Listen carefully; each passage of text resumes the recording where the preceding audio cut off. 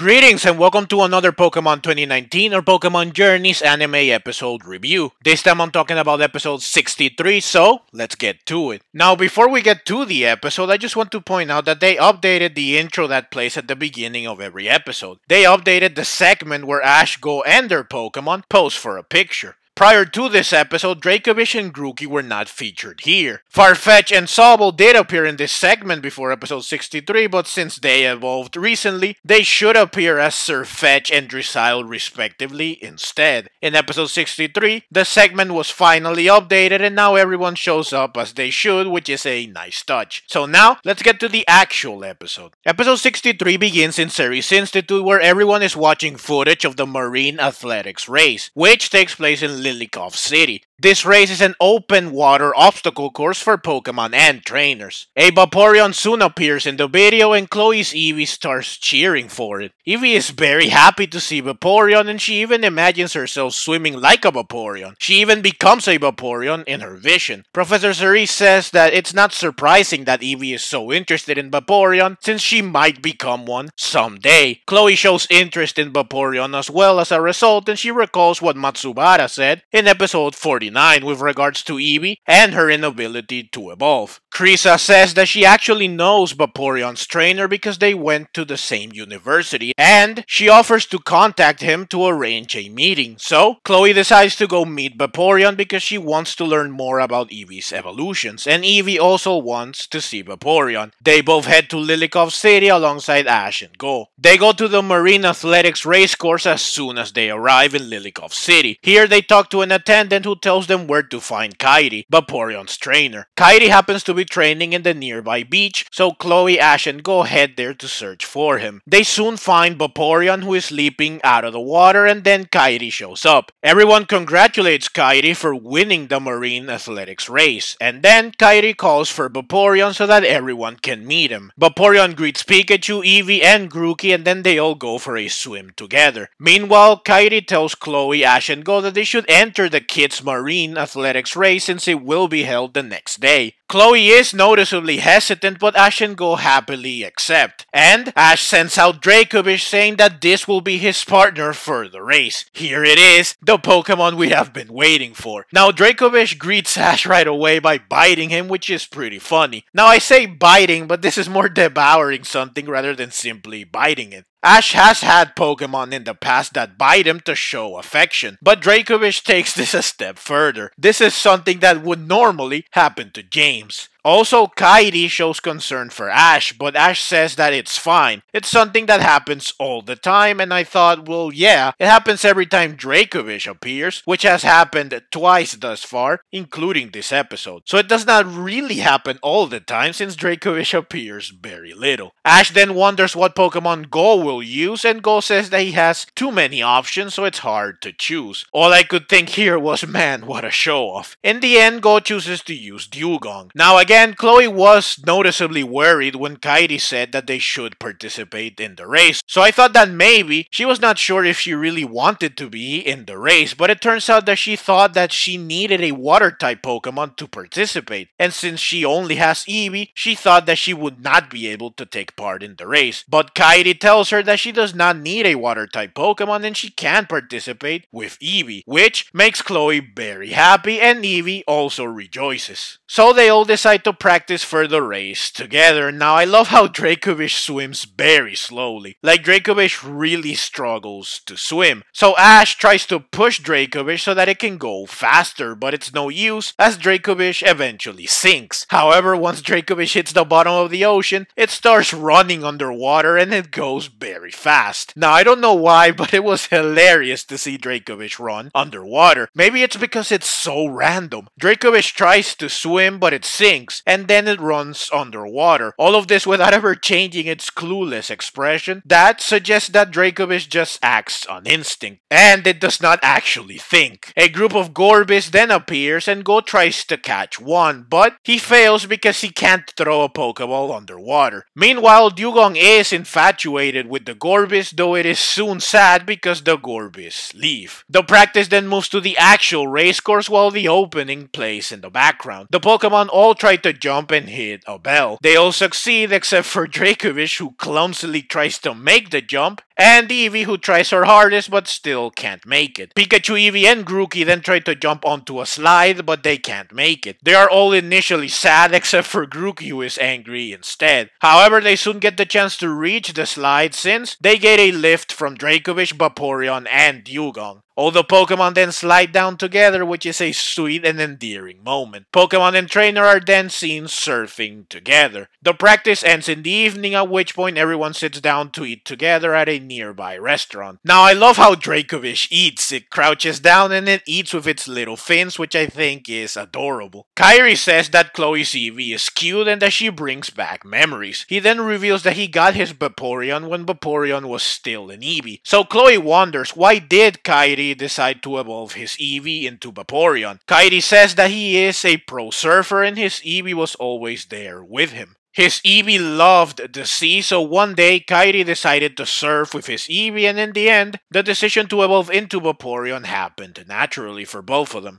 Kairi then says that he wonders what Chloe's Eevee will evolve into. Chloe explains the unique situation her Eevee is in. Now there is a transition into nighttime and the Pokemon are shown to be sleeping. This is of course a lovely moment, but I have to point out yet again that Dracovish is just so lovable. I mean, just look at how it holds Pikachu as they sleep. It's just so sweet. So Chloe says that she does not know if her Eevee wants to evolve, but she can't. Or if Eevee just wants to stay how she is. But Chloe still wants to learn more about Eevee and about her evolutions. Ash praises Chloe because she is really thinking hard about Eevee. And Go wants to know what Chloe wants to evolve her Eevee into. Chloe says that she does not want to make that decision, and Go's reaction is priceless. Chloe goes on to say that she wants Eevee to choose her own path. No one should decide for Eevee. Kairi says that he hopes that Chloe's feelings will reach Eevee. The episode then transitions into the next day. It's finally time for the race. Before the race begins, Go tells Ash that they should compete, and Ash says that Go read his mind. So, the race begins, Ash and Go take the lead and they compete head to head. They soon reach the section where the Pokemon have to jump to the bell. Dracovish still can't make the jump, while Dugong easily makes the jump again. Chloe and Eevee then get to this section too, and this time, Eevee manages to hit the bell by jumping like Vaporeon. The race continues and Ash and Go are still in the lead. Dracovish and Dugong also continue in the lead. Eventually, they get to a section where the Pokemon have to carry a sphere as they swim. Ash and Go continue in the lead, and Dugong is seen carrying its sphere while being ahead of the pack. However, Dracovish is not seen here because it's running underwater while carrying its sphere, which is hilarious. Dugong soon notices that the Gorvis from earlier are swimming nearby, which catches Dugong's attention. But Dugong also sees that a Huntail is chasing after the Gorvis, so Dugong abandons the race to stop the Huntail. Eevee notices that Dugong leaves, so Eevee chases after Dugong and Chloe follows Eevee. Dugong tackles Huntail, who angrily smacks Dugong in retaliation. Meanwhile, Ash and Go finish the race at the same time. They soon argue over who won, but because Dracovish crossed the finish line and Dugong did not, Ash is the winner of the race. Ash and Go soon notice that Chloe, Eevee, and Dugong are gone. Chloe soon finds Dugong, who is still fighting Huntail. Huntail uses Aqua Tail to hit Dugong, who is launched towards Chloe. Chloe, Eevee, and Dugong end up back on the surface, but Huntail rushes towards them, so they all swim towards a nearby cave. Dugong uses Ice Beam on Huntail, but it's no use, as Huntail takes the hit and it uses Rock Slide, which traps Chloe, Eevee, and Dugong in the cave. They decide to wait for help, but Huntail starts slamming into the rocks, which shakes the entire cave. Man, this Huntail really is relentless.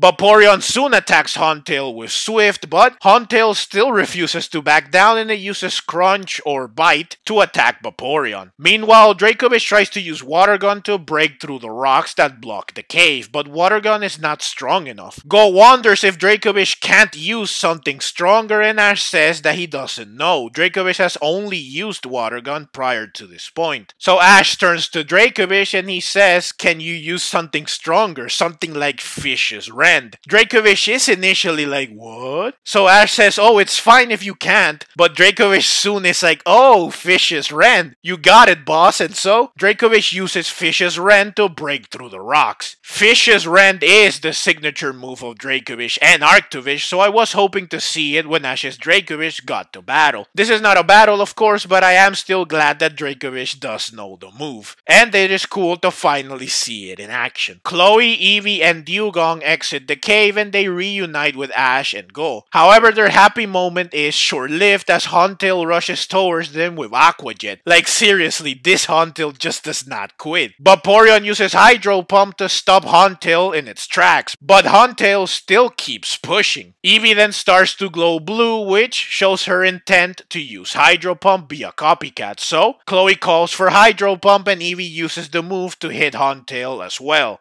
Huntail still keeps going, but soon, the double Hydro Pump is able to finally stop Huntail for good. This episode teaches us a very important lesson that we should never forget. Do not mess with a Huntail, ever, especially if it's chasing after Gorvis, because if you do, Huntail will not stop until it gets you. After the conflict is resolved, Dugong and Huntail are seen talking to each other. We of course don't know what they are saying, but if I had to guess, I would say that Dugong is probably apologizing for starting the fight, and Huntail apologizes for getting too angry. A Gorvis then appears and then moves towards Dugong and Huntail with hearts around it. Dugong is happy with hearts in its eyes because it thinks that Gorvis is heading towards it. But I knew that this would be the classic trope where a character thinks that their love is being returned when they see that the subject of their affection is moving towards them. But the subject of their affection ends up going past them to meet someone else, and indeed, Gorvis ignores Dugong completely and it goes to Huntail instead. So poor Dugong ends up with a broken heart even after it tried to protect Gorvis. Also, I can't be the only one that was reminded of Brock here, right? Don't worry, Dugong, you are not the first character to go through this. The episode then cuts to the evening. Kairi gives Chloe a water stone and a necklace, and he says that he wants Chloe to have it as an option for Eevee in the future, and that it would be fine if she chooses not to use it. Chloe then shows the water stone to Eevee and she tells Eevee that she might evolve into Vaporeon with it.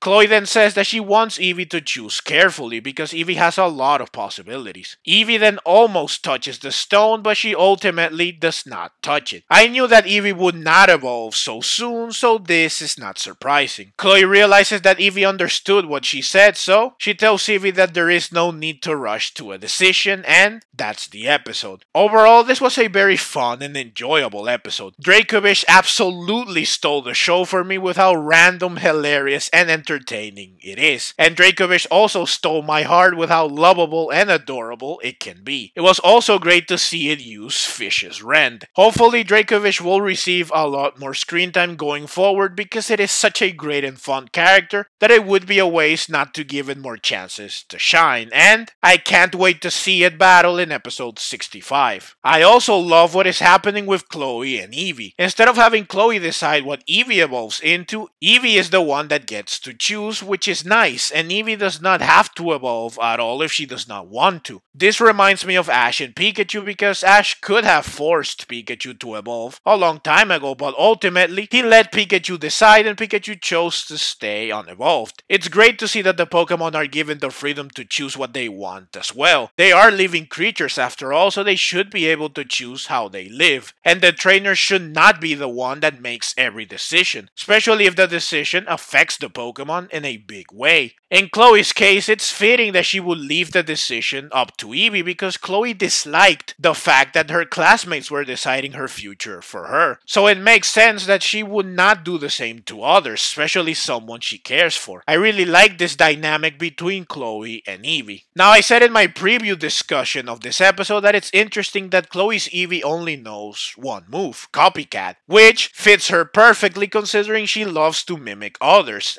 And thus far, the only moves Eevee has used via Copycat are moves that match the type of one of the evolutions. So I said that perhaps in her path towards her eventual evolution, Eevee will use a move of every type she can evolve into, which would allow her to essentially try out or embody each of her evolutions. And starting with Vaporeon in episode 63, Eevee could copy the moves from the evolution of the same type. This will help her choose what she wants to evolve into. Now, after watching the episode, I still think that this will happen, but now I think that Chloe might also end up getting what she needs to evolve Eevee into each of the evolutions, considering that she got a water stone in this episode. In the end, Chloe will present all the items to Eevee, who will then choose the one she wants, and she will finally evolve. I think that this would be awesome, and it would be a very dramatic and powerful way to conclude Eevee's journey towards evolution. But I did remember after thinking of this that Eevee evolves into Espeon, Umbreon, and Sylveon through high friendship, plus an additional factor, and not via an item like with the other evolutions. So this does get in the way of my theory, but the anime does not always follow the games when it comes to methods of evolution. So who knows, maybe my theory can still be realized by tweaking the evolution methods a bit, which would be easy in the case of Espeon and Umbreon, since evolving Eevee into them requires a Sun or Moon shard respectively and Pokemon XD. But yeah, I love what is happening with Chloe and Eevee. I definitely can't wait to see how they continue to develop going forward, and hopefully their journey has a satisfying and meaningful conclusion. But that's the video. As always, leave your own thoughts down in the comments below. I hope you enjoyed the video.